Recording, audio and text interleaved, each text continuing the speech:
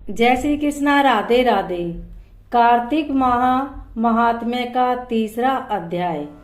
श्री कृष्ण भगवान के चरणों में शीश झुकाओ, श्रद्धा भाव से पूजो हरि, मन वांछित फल पाओ। सत्यभामा ने कहा, हे प्रभु, आप तो सभी काल में व्याप्त हैं और सभी काल आपके आगे एक समान है। फिर यह कार्तिक मास ही सभी मासों में श्रेष्ठ क्यों है? आप सब तिथियों में एकादशी और सभी मासों में कार्तिक मास को ही अपना प्रिय क्यों कहते हैं? इसका कारण बतलाइए। भगवान श्री कृष्ण ने कहा, हे भामिनी, तुमने बहुत अच्छा प्रश्न किया है। मैं तुम्हें इसका उत्तर देता हूँ, ध्यान पूर्वक सुनो।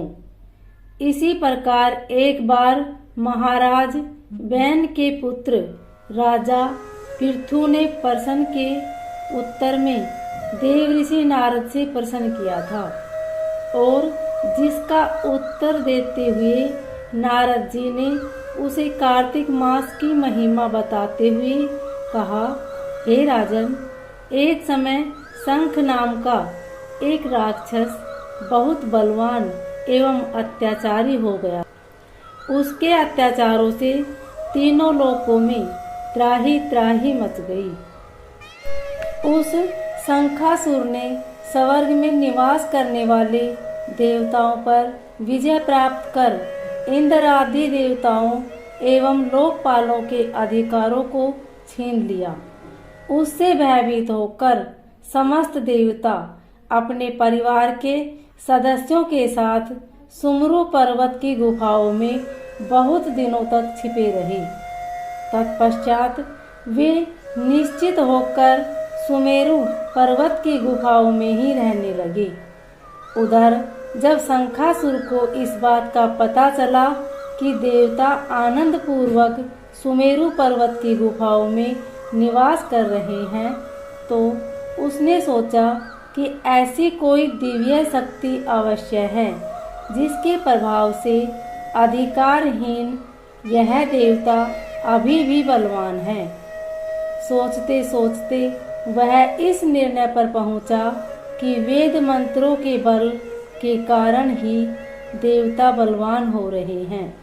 यदि इनसे वेद छीन लिए जाएं, तो वे बलहीन हो जाएंगे। ऐसा विचार कर शंखासुर ब्रह्मा जी के सत्यलोक से शीघ्र ही वेदों को हर लाया। उसके द्वारा ले जाए जाते हुए वह से उनके चंगुल से निकल भागे और जल में समा गए। शंखासुर ने वेद मंत्रों तथा बीज मंत्रों को ढूंढते हुए सागर में प्रवेश किया, परंतु न तो उनको वेद मंत्र मिले और न ही बीज मंत्र।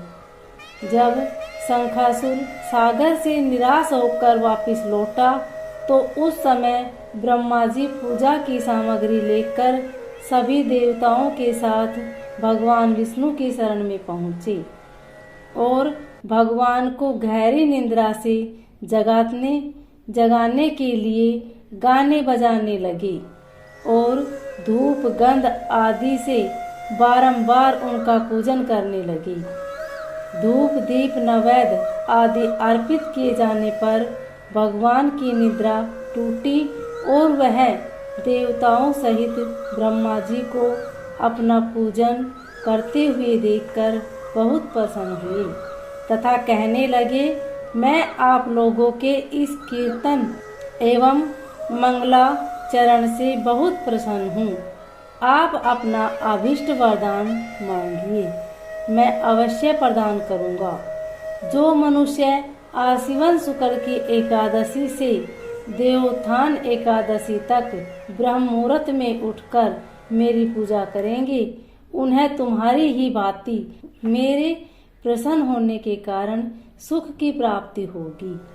आप लोग जो पाद, अर्घ्य, आचमन और जल आदि सामग्री मेरे लिए लाए हैं, वे अनंत गुणों वाली होकर आपका कल्याण करेगी।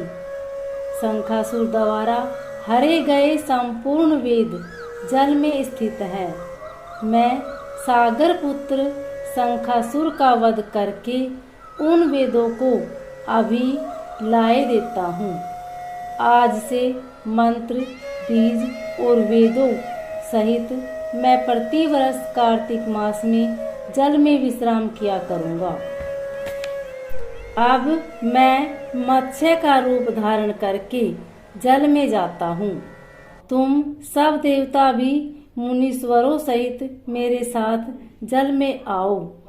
इस कार्तिक मास में जो श्रेष्ठ मनुष्य प्रातःकाल स्नान करते हैं वे सब यज्ञ के अवभृत स्नान द्वारा भली भांति नहा लेते हैं। हे देवेंद्र, कार्तिक मास में व्रत करने वालों को सब प्रकार से धन, पुत्र, पुत्री आदि देते रहना और उनकी सभी आपत्तियों से रक्षा करना।